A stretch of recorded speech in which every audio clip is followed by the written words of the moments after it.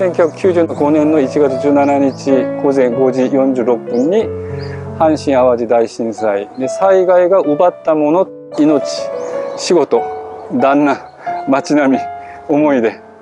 たったの1秒先が予知できない人間の限界。でも震災は残してくれたもので、優しさ、思いやり、絆、仲間ってね、全ての命を生き残った私たちの思いを結びつなぐ。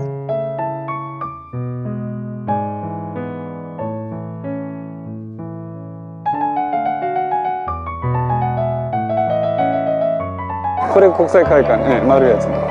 コンサートホールやら、ショッピングモールやたくさんあるし、事務所もあるし、でこの建物の高さと同じぐらいだったのがもう全壊になったので、全部解体して新しく建物を建てたんですね。一番上が震災の亡くなった方をツイートする意味でろうそくということで、夜になったら白くそこが点灯するので、神戸市民はそれを記憶しているという。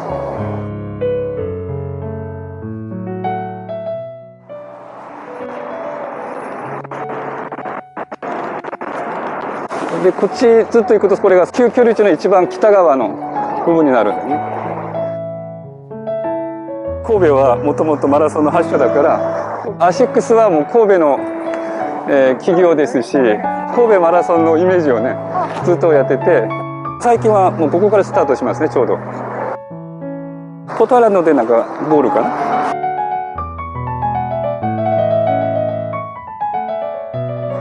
これ市役所ね。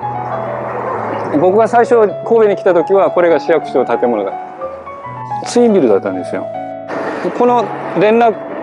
橋とその上にまたあるでしょ、日本の青い、だから2箇所がつながるようになってたんです。この建物とその建物、それこっち側がえらいやられてカットして、そのままもう蓋してツインビルが一つになって、もうなんか消えたら消えたで分からなくなる。電話台がいっぱいあって、みんなここにまで来て、私はまだ生きてますよという連絡をここでやってて、無料でそのけできるようなことがこの市役所で、この中入ったところでもみんな避難所になって、この階段で寝たりしてたんですね。だからここ来たら昔の電話がバーッと50台ぐらい置いてあって、みんなここで連絡取ったというのがちょっと思い出しますね。じゃあ展望台行きましょう。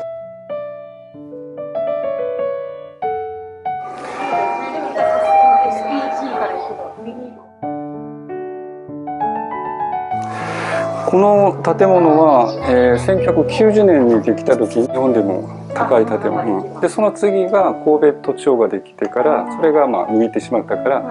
2番目になりましたけども、これは32階かな、一番上がね。でそれがあるので、そのまでには一番のっぽビルとして、このエレベーターも結構早かったんですよ。今も早いんですけどね、もう24階着きます。言ってるあたり、綺麗になったなこれ。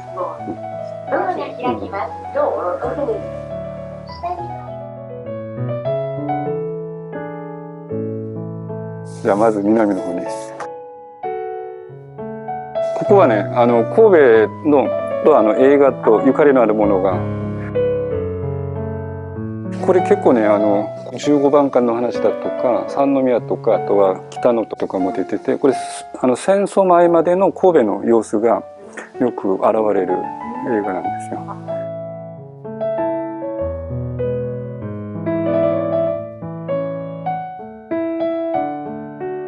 ちょうどここ梅田見えますよね。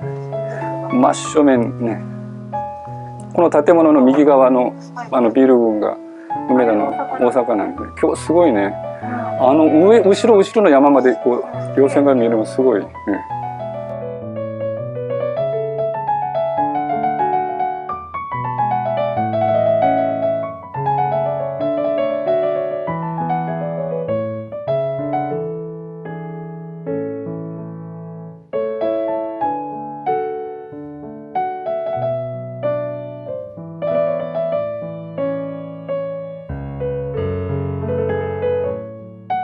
私が35年前に神戸に初めて来た時に、その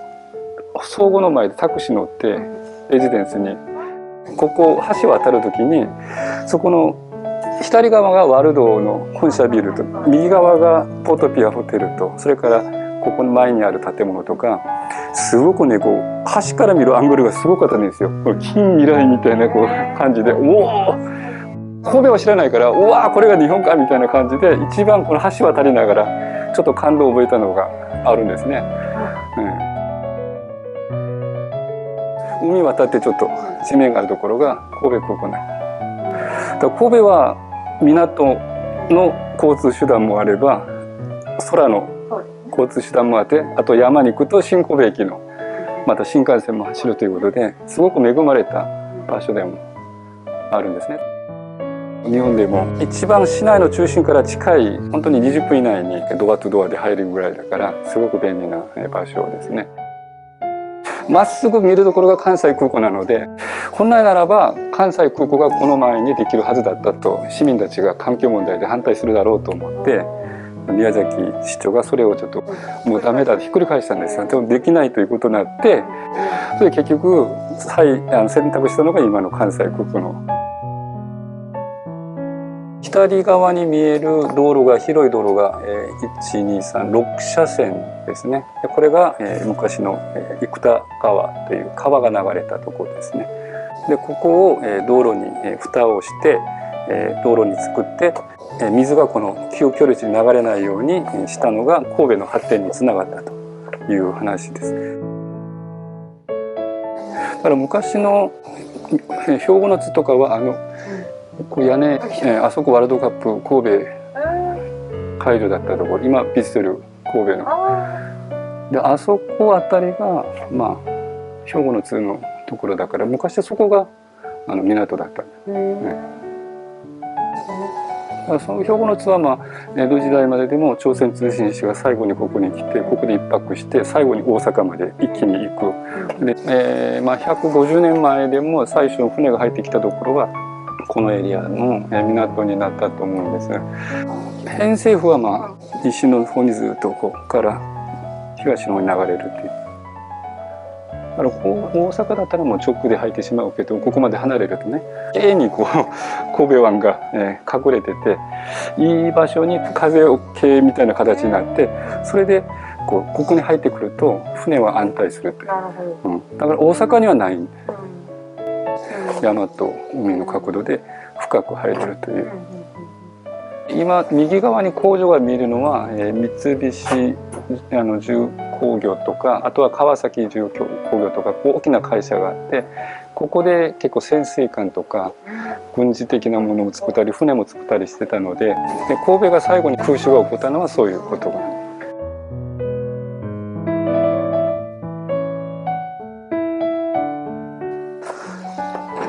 まずここで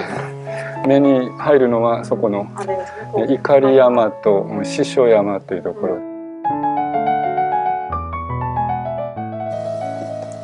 で、1868年に開港されて、その6年8年かかってこの旧居留地がだんだん建物が完成していっぱいになってくるんだけども、外国人もたくさん入ることになったりして、ここに住む場所がないので、もう一つお願いしたところ、日本の政府としては日本人と弱境というか一緒に住むことを許す条件で、山の方にも一つ外国人の居留地という名前をしずに